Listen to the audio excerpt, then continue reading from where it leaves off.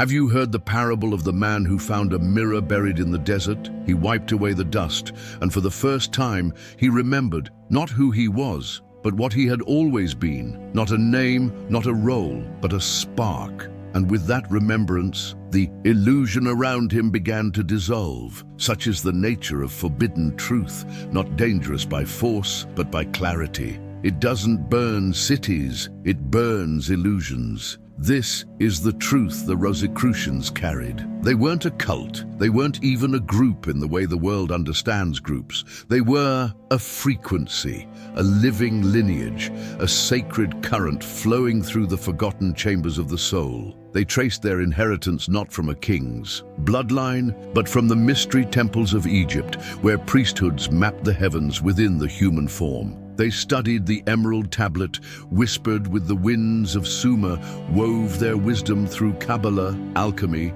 and early Christian mysticism. They knew that scripture was not just to be read, but to be decrypted. Every symbol a key, every myth a map. In 1614, the veil was lifted just for a moment. The Fama Fraternitatis appeared, a mysterious manifesto, unsigned, unexplained, telling the tale of Christian Rosenkreuz, a man, or perhaps a myth, who traveled through Arabia, Egypt, and the Holy Lands, gathering ancient light, and forming a brotherhood not of belief, but of inner knowing. The world took notice, not because of violence, but because of vibration. The Confessio Fraternitatis followed. Then the chemical wedding, each written as allegory, part riddle, part revelation, and Europe panicked. Why? Because these texts did not ask for followers.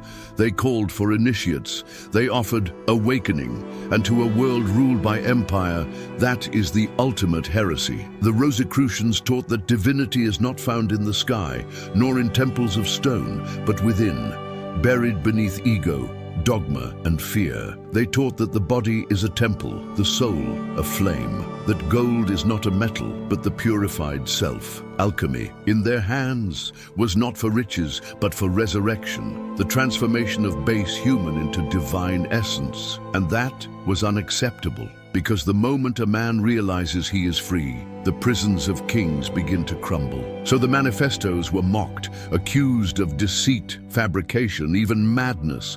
Governments denounced them. Churches warned against them. The order was declared non-existent, a myth, and yet it never claimed to exist in the way men understand existence. The Rosicrucians vanished publicly, but privately. They flourished in art, in music, in architecture, in the secret signatures of Bach and Newton, in the silent chambers of esoteric societies that still whisper their hymns beneath the surface of modernity. They went underground, not to escape, but to protect the sanctity of sacred knowledge from profane misuse. Their temples were never made of stone. They were made of memory, of myth, of sacred trust. And now, centuries later, you are hearing their name again. Why? Because the veil is thinning, the cycles are returning, and what was hidden is being stirred once more. But understand this, to study the Rosicrucians is not to study history. It is to study yourself. To walk their path is not to join a group.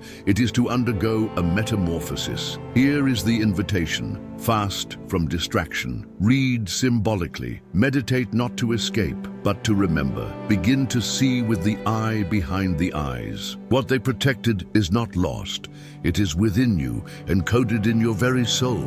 The flame you seek is the flame you carry. So ask yourself, why were they banned from public view? Because the world fears what it cannot control. Because truth is not safe. It liberates. And liberation is dangerous to those who rule by fear. But now it's your turn, not to believe, but to remember, not to follow, but to awaken. The mirror waits in your hands. Will you gaze into it or turn away? The choice is the first rite of initiation. If this echoed deep within your spirit, subscribe. The deeper mysteries await those brave enough to lift the veil.